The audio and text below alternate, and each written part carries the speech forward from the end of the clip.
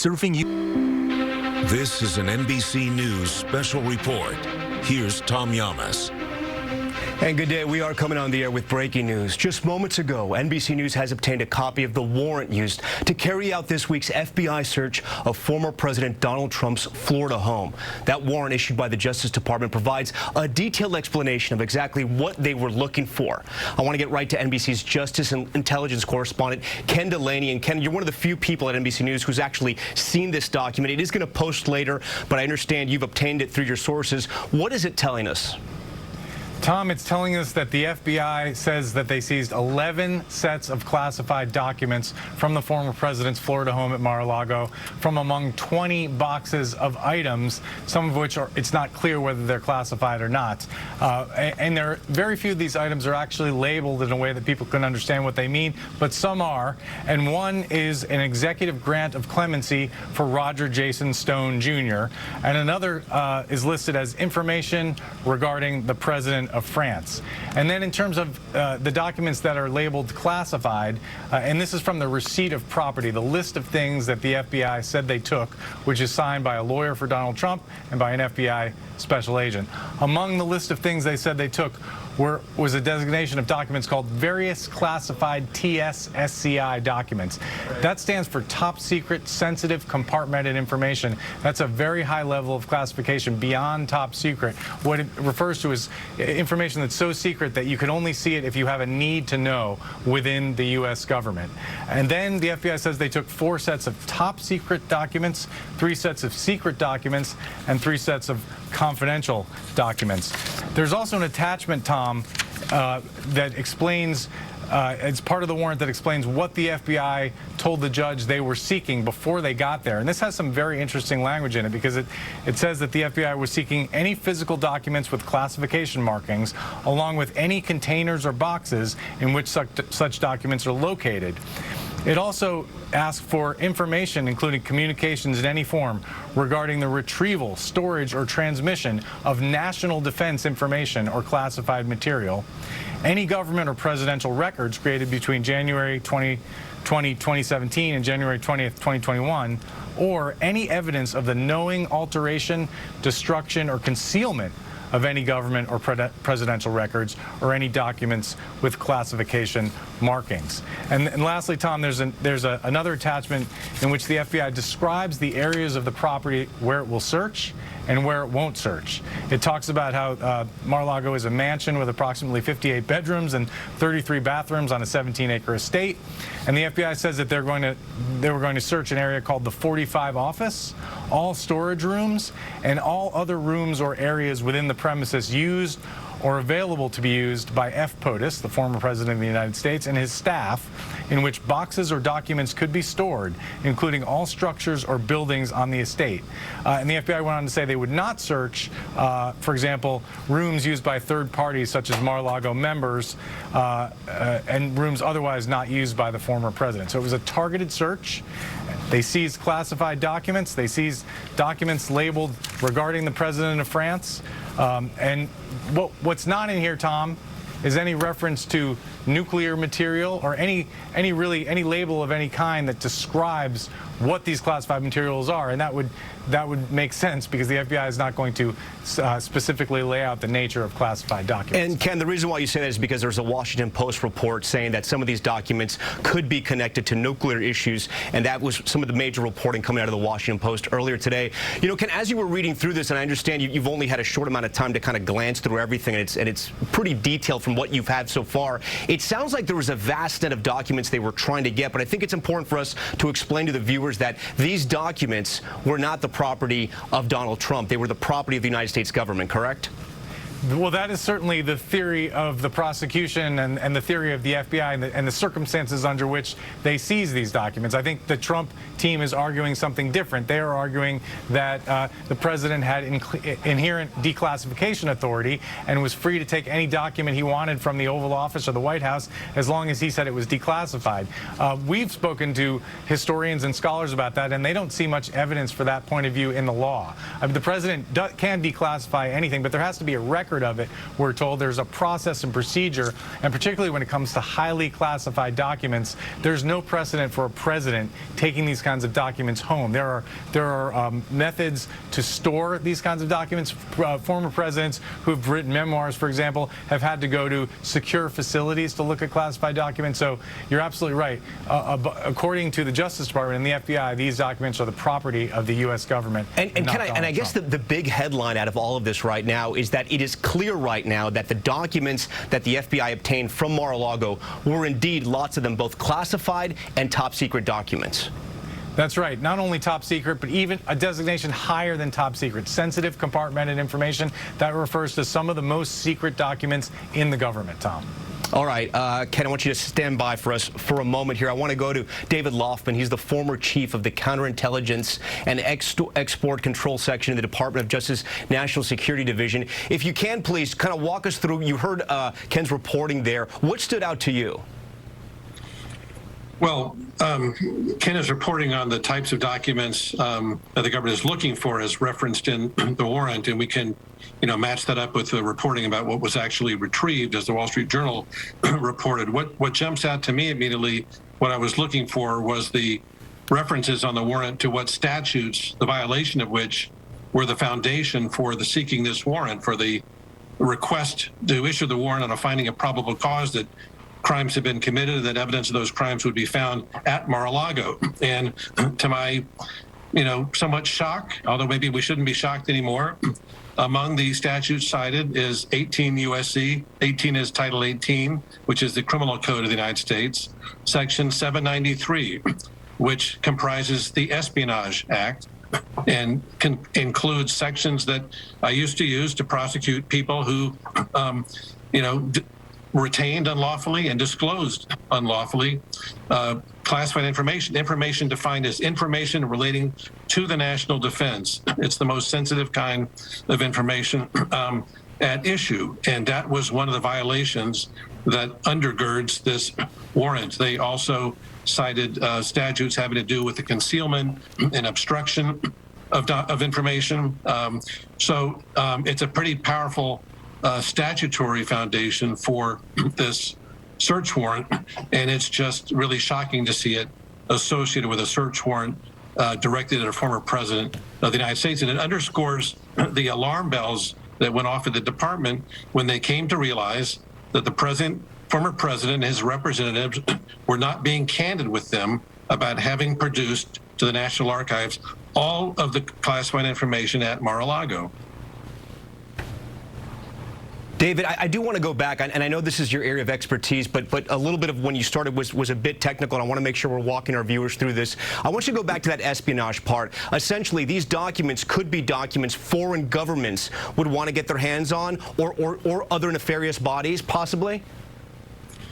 Well, look, I'm not accusing the President of the United States of engaging in espionage. This is a statute that goes back to around 1917, but only some of its provisions relate to actual espionage. Others relate to the unlawful possession or retention of classified information whose disclosure could redound to the benefit of our adversaries or the detriment to the United States. But these are highly technical statutes.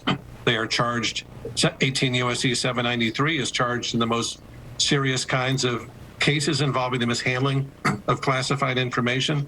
So again, it just underscores the seriousness of what the government already learned and what it expected to find. And David, that's where I was going to with the question. Apologies if you didn't understand that, but essentially, there is no doubt in the FBI's mind, in the Justice Department's minds, that these documents were at the highest levels when we talk about secrecy, when it comes to both espionage, the secrets of the United States, how we deal with other governments. It could be a variety of things, but ultimately, they were incredibly sensitive. Well, we have learned through reporting that documents, I think it's the Wall Street Journal, documents classified at the top secret level, which is the highest level of classification, which were in addition SCI, secret compartmented information, were among those sets of documents found and removed from Mar-a-Lago earlier this week.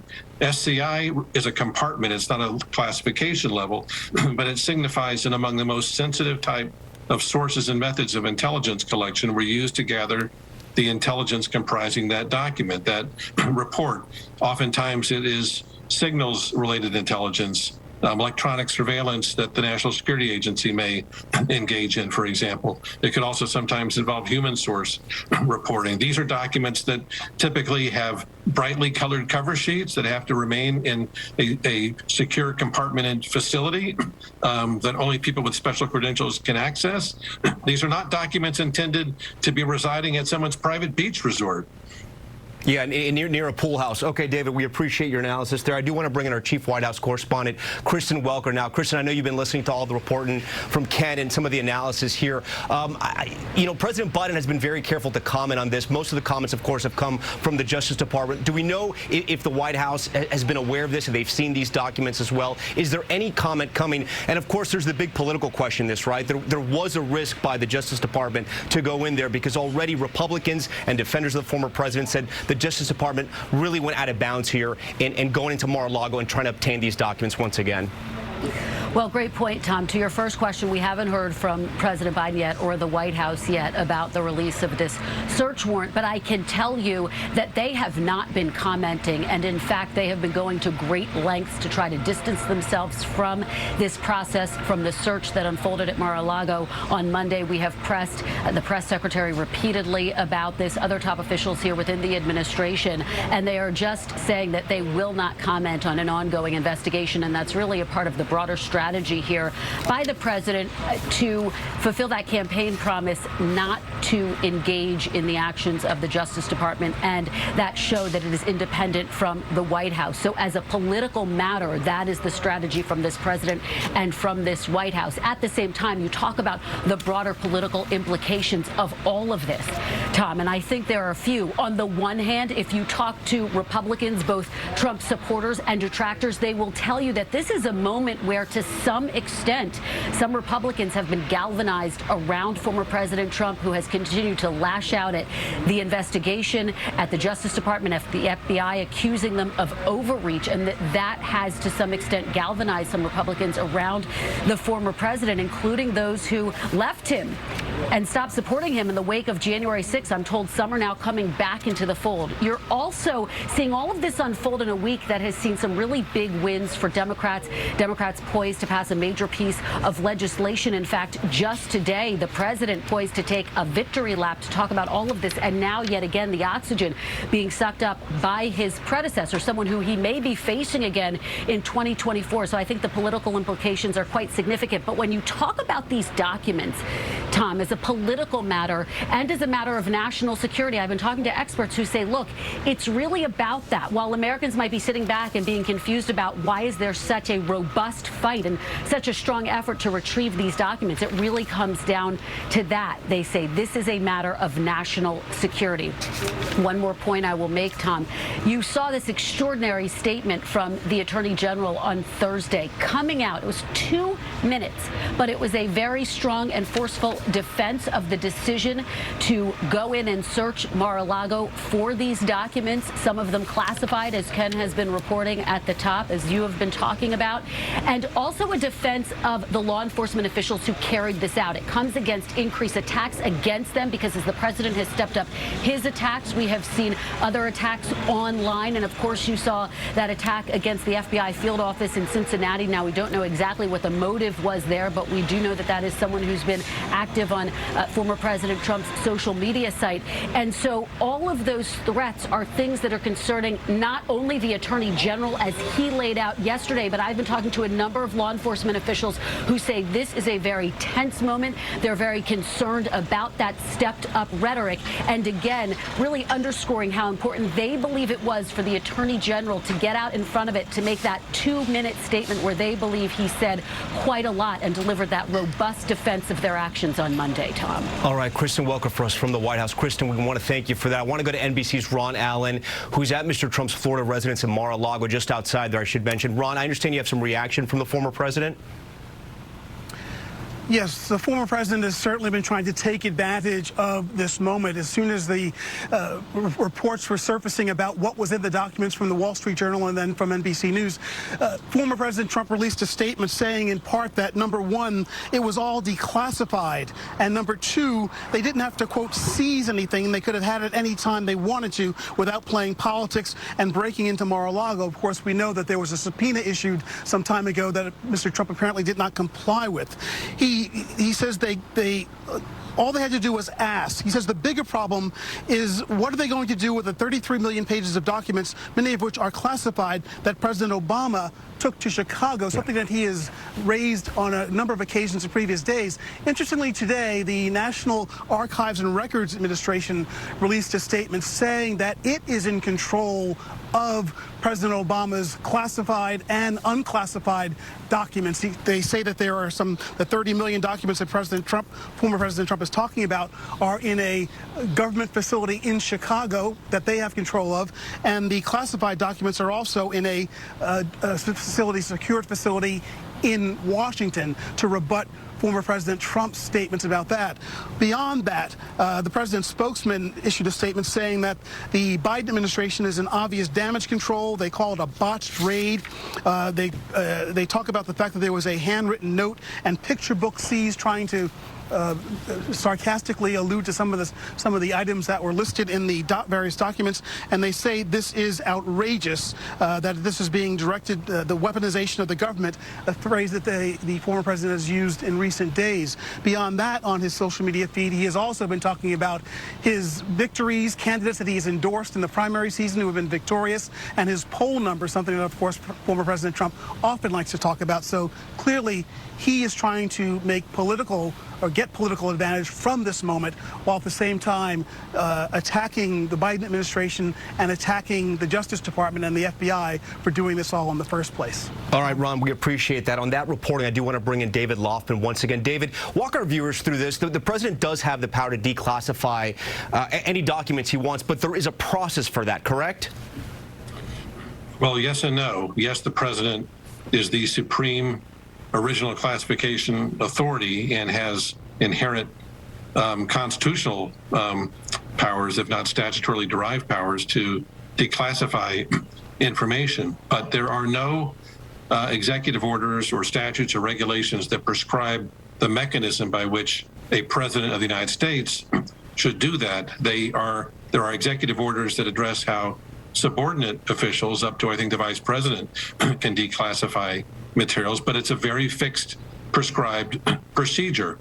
And I would imagine, of course, this is just a search warrant as to which the government had to establish only probable cause as grounds for a search.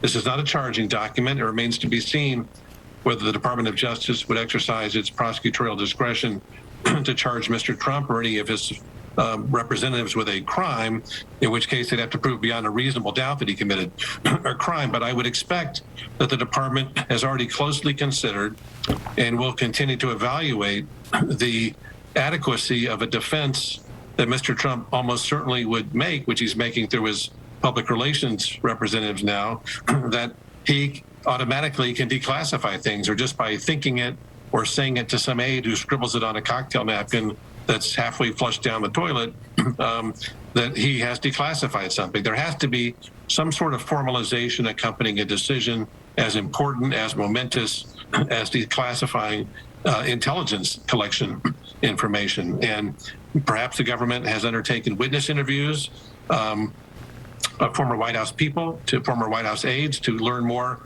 about whether Mr. Trump ever engaged in any kind of actual process to declassify information. My guess is he hasn't.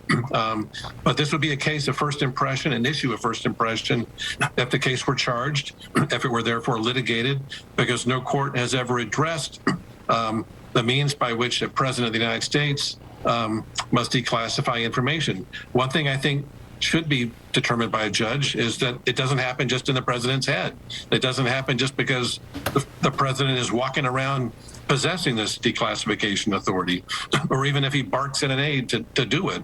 There has to be actual formal official action to do it, and it ought to be memorialized in writing. There has to be some process. You used to work at the Justice Department, so I'd like to ask you, I know you're not there right now, but I'd like to ask you, do you think the Attorney General and the FBI would go to the unprecedented step of going into Mar-a-Lago, seizing back these documents, bringing them back to Washington, if they didn't think there was more of a case, or do you think it could possibly just end here for the former president? Well, we'll have to see what, additional evidence they have obtained or will continue to obtain that would potentially support criminal charges. We don't have visibility into that. What is clear is that they had an abundance of probable cause to seek this search, that their narrative representations, factual representations to the magistrate judge in Florida were completely borne out by what was retrieved from Mar-a-Lago, because what has been reported is that boxes of classified information, classified as high as top secret SCI, were retrieved. That's exactly what they were concerned about. So they have more than borne out the basis for the search warrant. Now it remains to be seen what else they have learned through other investigative steps, what more they will learn, whether they believe the evidence is sufficient to obtain and sustain a conviction if they were to charge. That's the standard set forth in Department of Justice enforcement policy for any prosecutor to criminally charge somebody with a crime. And of course, they'll have to take into account what kind of litigation risk they would have to face if they criminally charge Mr. Trump or someone close to him. What kinds of defenses could be raised? What types of legal arguments, like what would be considered a motion to dismiss an indictment, for example, on the grounds that the president possessed and exercised this declassification authority. So they have to consider all these things. These are very careful lawyers. The Attorney General is a former federal judge. They're going to proceed with meticulous care to ensure that they are complying with the rule of law, that they have taken on board what judicial precedent there is that would be brought to bear in evaluating their legal arguments if they are litigating charges down the road. And we're just going to have to wait to see what happens next. David, just I know you don't want to speculate too much, but I know a lot of people are going to sort of hone in on the president of France and documents related to the president of France. What kind of information could there be there? And generally speaking, that the FBI and the Department of Justice would want back and the National Archives would want back? Well, I don't know what the nature of a classified document regarding conversations with the president of France could be if they were discussing defense policy or foreign policy affairs or intelligence cooperation. It's not President Macron's favorite recipe for cassoulet. It's something, of a nature that would require classification. So, presumably it would have to do with the topic area that would be the national defense or foreign affairs realm. David, we appreciate your analysis. I want to go back to Ken Delaney. And Ken, as we've covered the president, when he was the president, before he was even president, Donald Trump has never been on the same page with any body that's investigating him. But on the unsealing of this search warrant, both he and the Justice Department were both okay with this being made completely public. That's right, Tom, and it's a bit of a formality now, but we've just moments ago seen a filing by the Justice Department that explains that tells the judge, the magistrate judge in this case, Bruce Reinhart down in Florida, that both parties agree to support the Justice Department's motion to unseal this warrant and this receipt document. And interestingly, the document is signed by Jay Bratt, who's the Justice Department's chief of the Counterintelligence and Export Control Section. And he is the official who we believe was down in Mar-a-Lago negotiating with Trump lawyers back in June. And he's a pretty high-level official at the Justice Department in charge of national security matters. So it just underscores the importance with which the Justice Department is and the momentousness with which the DOJ is approaching this case, Tom. Yeah, I want to bring in Frank Figluzzi. He's the former assistant director for counterintelligence and the FBI. He's also an NBC News security analyst. He joins us by phone now. Frank, I have to ask you, having worked in this area, if you were on the other end of a phone call knowing that a former president had top secret classified documents underneath his pool house, what would you have thought? Well, this is cringeworthy in terms of the potential damage to national security. And, one of the thoughts that runs through my head is why now? And it really, while this is conjecture, it's been over a year that this sensitive information has been in a place it should never have been. And so that points toward specificity of timing, that something triggered this about, hey, we know where this is and we now know what it might be. And I think that's what prompted the move now. What jumps out at me reading the warrant is that there are 3 statutes listed as potentially being violated.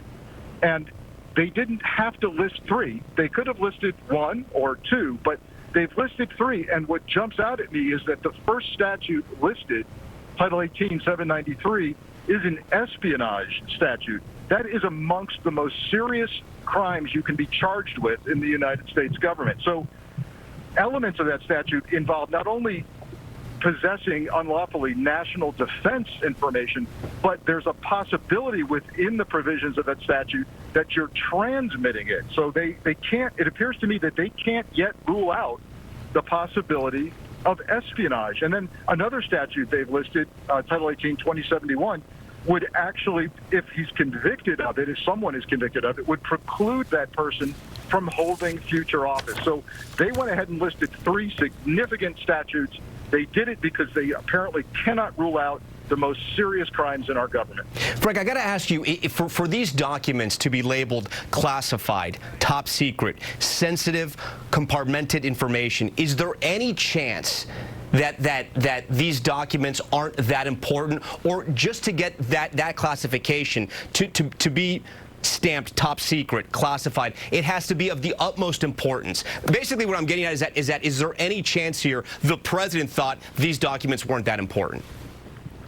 No, when you're at the level now, and we've got confirmation. First, we have the Washington Post reporting. Now we have confirmation and seeing what's called the return, or some people call the receipt of what the FBI took from the search, and we see confirmation that there is top secret documents amongst this. In the Washington Post reporting, there may be compartmented top secret. You need to understand that that is the most sensitive information in the U.S. government, that it often involves singular sources and methods, that the definition of top secret means that which, if compromised, could potentially cause exceptionally grave damage to national security. That's the language, exceptionally grave damage. And when you're talking about compartmented top secret, it means a very limited number of people are even allowed to get read in and read out, and they must have a need to know at that time. So there's no way to look at this and say that this is inconsequential information. Frank, we appreciate that. I do want to go back to Kristen Welker, who covered President Trump when he was there in the White House. And Kristen, I know you have some more about the president's thinking in wanting this search warrant to be released, because as we're getting more and more information, you do have to ask yourself why the president, who at times ran on his national security record, would want people to know that he had documents that were sensitive to national security at his pool house in Mar-a-Lago. Well, that's right. And on Monday, when the search occurred, you'll recall that the former president essentially called on the Justice Department, the Attorney General, to release the documents. And what we saw was the Attorney General basically calling the bluff of the former president. So I am told, based on my conversations with those close to the former president, that he was huddling, had phone calls with his team of legal experts, attorneys overnight, and they weighed the pros and cons of trying to block this from being released. And ultimately, Tom, they decided that this was, politically speaking at least, the more, on its face, transparent move, given that he had called on the Justice Department to initially release these documents. And so at that point, to some extent, the former president was a bit boxed in. But that is why, essentially, we got that statement, that extraordinary statement, just before midnight last night. The former president saying, release the documents now. He's also, of course, called this a witch hunt, something that he used quite a lot as an attack line when he was here at 1600 Pennsylvania Avenue. To the question of why now, why did this search happen now, Tom? I heard you talking about that. You'll recall that the Justice Department issued a subpoena for these documents back in June. There was a big back and forth meetings that occurred. Several boxes were turned over, about 15, and then based on our reporting, we are told from a source familiar with the matter that someone who is familiar with these contents essentially told law enforcement officials there are more boxes here. You didn't get everything that's here at Mar-a-Lago, and so that was one of the reasons that really prompted this search that we saw unfold on Monday. Again, this unprecedented search, Tom. And so this has been a week that has rocked Trump world and certainly his inner circle as they've tried to navigate the very complicated politics of all of this and logistics of all of this, Tom. And again, it remains an open question how this will impact the decision that he has yet to make, whether or not he's going to run again for office, Tom. All right, Kristen, welcome for us at the White House, where it sounds like they may be doing some construction there as you are reporting. All right, Kristen, I want to thank Kristen and Ken and our entire NBC News team covering this today. That concludes our coverage. We'll have much more tonight on NBC Nightly News. For all of us here at NBC News, I'm Tom Llamas. Thank you for watching.